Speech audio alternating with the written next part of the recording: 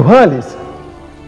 नाथ, आपलं ध्यानस्थ रूप पाहता काळाचं भानच राहिलं नाही. बैस.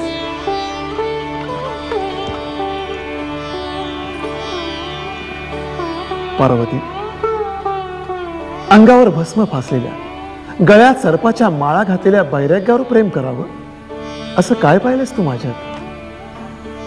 कोणतेही अलंकार धारण केलेले नसताना आपण कुबेराहूनही श्रीमंत वाटता.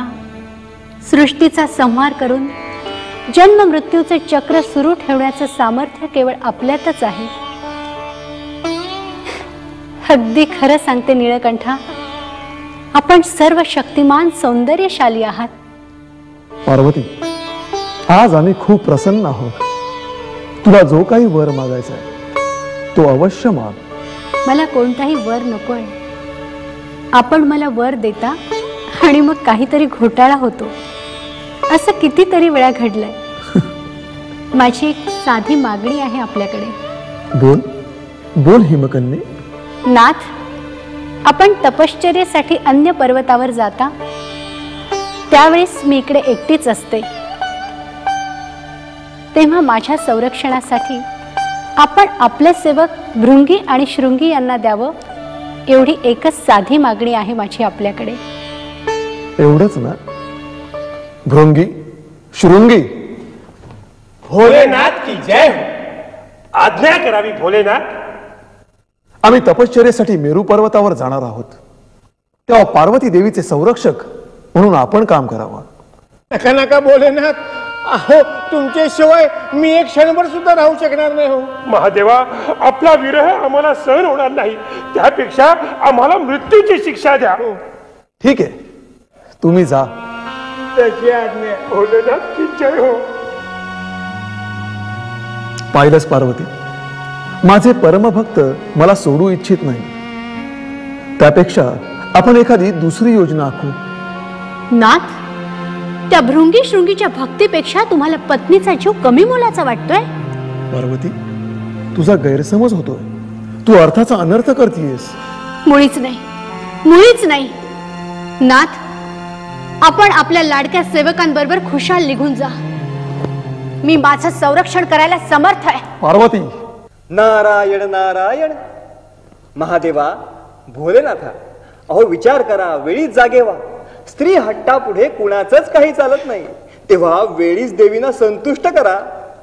पत्नीच्या इच्छेपेक्षा त्यांना सेवकांची इच्छा जास्त महत्वाची वाटते. इथेच इथेच त्यांचं पत्नीवरचं खरं प्रेम दिसून येतं. नारायण नारायण. देवी, अहो कुणा कुणाला सेवकच फार प्रिय असतात, अगदी पत्नीपेक्षा सुद्धा.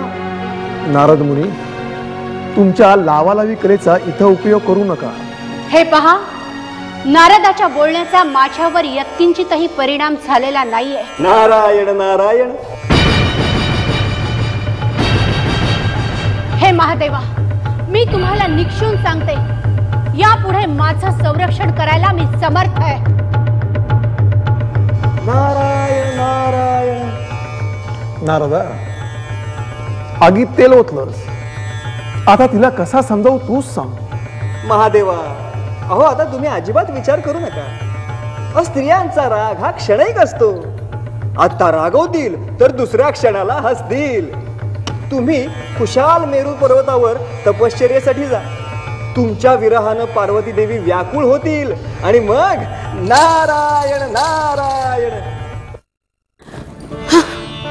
भृंगी शृंगींना त्यांनी आज्ञा का म्हणून करू नये? त्या शूद्र सेवकांचा एवढा थाट कशासाठी? हो ना, पत्नीपेक्षा त्यांना ते राक्षसच प्रिय. पुरुष हृदय कठीण असतं हेच खरं. देवी, आपलं डोकं ठणकते का? लेप लावून देऊ का? नको नको, त्याची गरज नाही. काळजाला झालेली जखम दुसरा कशानंही भरून निघणार नाही. तू जा, मला एकांत हवाय.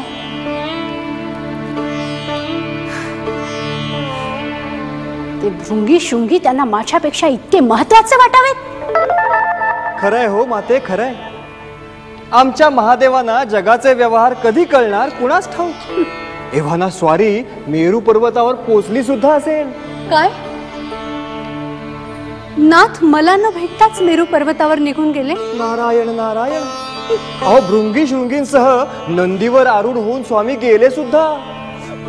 त्यांचं माझ्यावर प्रेम नाही हेच खरं. नारायण नारायण. त्यांना माझ्या जीविताची पर्वाच नाही. नारायण नारायण. माते आता अधिक शोभ नको. आता राहिला प्रश्न तुमच्या संरक्षणाचा. या क्षणी आमचे पिताशी ब्रह्मदेव आत्ताच्या आत्ता जातो आणि त्यांच्या कानावर ही वार्ता घालतो. हवं तर 4-2 सेवक मी घेऊनच येतो बरोबर. नाही नाही, त्याची गरज नाही. हिमालयाची कन्या पार्वती ही कालिकेचं रूप आहे हे विसरू नका. नारायण नारायण. स्वसंरक्षणासाठी मी माझ्या ठाईच्या शक्तीने एक तेजोमय पुरुष निर्माण करीन. नारायण नारायण.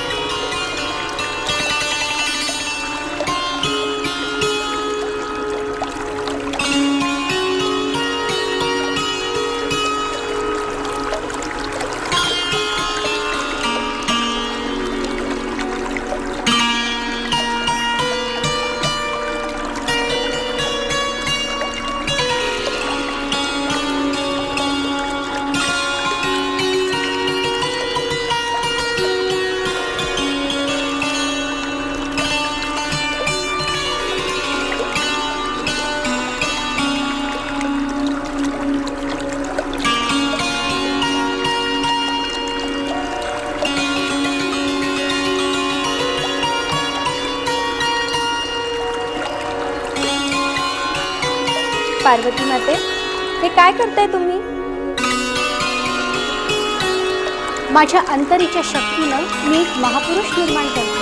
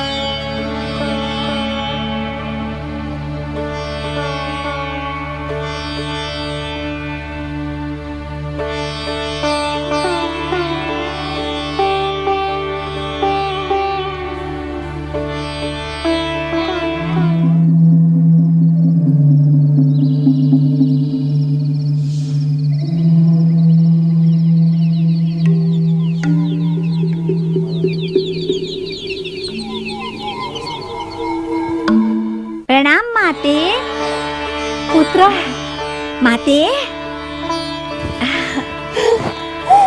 गणांचा गणपती, माझा गणेश, माझा गणपती. माते मला आशीर्वाद दे. पुत्रा, तुझ्या हातून सगळ्या विश्वाचं कल्याण हो. माते. पुत्रा, माझा गणपती, माझा गणेश. गणेशा, गणेशा, गणेशा, गणेशा, गणेशा, अरे कुठेस तू? मी इथे आहे. अरे काय आहे गणेशा? अगं मला पकड पकड. अरे अरे गणेशा, गणेशा, अरे गणेशा कुठेस तू? मी इथे. अरे गणेशा असं काय करतोस? मी इथे आहे. अरे गणेशा असं काय करतोस? पार्वती माता वाट बघतायत. असं? मग तर मला जायलाच पाहिजे. अगं बाई बाई किती धावतो हा. गणेशा गणेशा किती खोडकर आहेस रे तू. हे बघ, आता आमची स्नानाची वेळ झाली आहे आणि आपली आमच्या संरक्षणाची. आणि माझी खायची. लाडू आणि मोदक तयार आहेत ना. बाळा, ते तर आपल्याला मिळणारच आहेत, पण त्याआधी आमचं संरक्षण. जशी आपली आज्ञा माते.